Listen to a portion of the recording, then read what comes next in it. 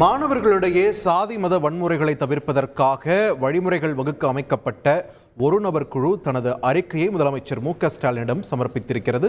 பல்வேறு பரிந்துரைகளுடன் குறிப்பாக பள்ளி பெயர்களில் சாதி பெயர்களை நீக்க வேண்டும் என்றும் சொல்லப்பட்டிருக்கிறது. இது தொடர்பான முக்கிய செய்தியை நாம் பார்த்து வருகிறோம். தொடர்ந்து கூடுதல் விவரங்களை வழங்க இணைகிறார் எமது செய்தியாளர் பாஸ்கர்.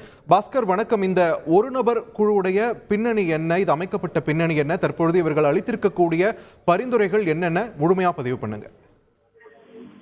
ஓய்வு பெற்ற நீதிபதி சந்துரு தலைமையில குழு அமைக்கப்பட்டது. அவர் தான் இந்த அறிக்கையை இன்று கொடுத்திருக்காரு. 610 பக்கம் கொண்ட இந்த அறிக்கை என்பது தமிழக முதலமைச்சரிடம் கொடுக்கப்பட்டு 20 பரிந்துரைகள் வழங்கப்பட்டிருக்கிறது. 2841 பேரிடம் கருத்துக்கள் கேட்கப்பட்டதன் அடிப்படையில இந்த பரிந்துரைகள் வழங்கப்பட்டிருக்கிறது. உடனடியாக நடைமுறைப்படுத்த வேண்டிய பரிந்துரைகள் என்று கள்ளர் மறுவாழ்வு மற்றும் ஆதிதிராவிடர் நலன் என்ற பள்ளி பெயர்கள் இருக்கக்கூடிய அந்த வார்த்தைகளை நீக்க வேண்டும். நிர்வாக ரீதியான உத்தரவு உடனடியாக பிறப்பிக்க வேண்டும். அரசு பள்ளிகளுக்கு நன்கொடை கொடுப்பவர்கள் அல்லது நன்கொடை கொடுத்தவர்களுடைய ஜாதி பெயர்கள் பள்ளிகளில் எழுதப்பட்டிருந்தால் அது உடனடியாக நீக்கப்பட வேண்டும். ஏற்கனவே செயல்பாட்டில் இருக்கக்கூடிய தனியார் பள்ளிகள்ல ஜாதி ரீதியான பள்ளி பெயர்கள் இருந்தால் அதை நீக்க வேண்டும் என்று பரிந்துரை என்பது வழங்கப்பட்டிருக்கிறது. இது போன்ற பல்வேறு பரிந்துரைகள் வழங்கப்பட்டதன் அடிப்படையில் தான் இந்த பரிந்துரைகளின் அடிப்படையில் 20 பரிந்துரைகள் வழங்கப்பட்டிருக்கிறது.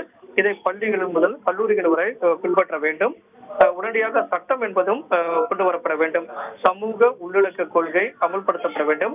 ஜாதி பாகுபாட்டை ஒழிக்கவும் பள்ளி முதல் உயர்கல்வி வரை அனைத்து மாணவர்களையும் ஆளும் வகையில தனி சட்டம் இயற்றப்பட வேண்டும்.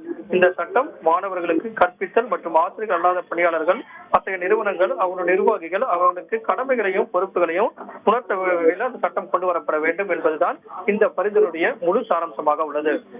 நன்றி பாஸ்கர், உங்கள் விரிவான தகவல்களுக்கு.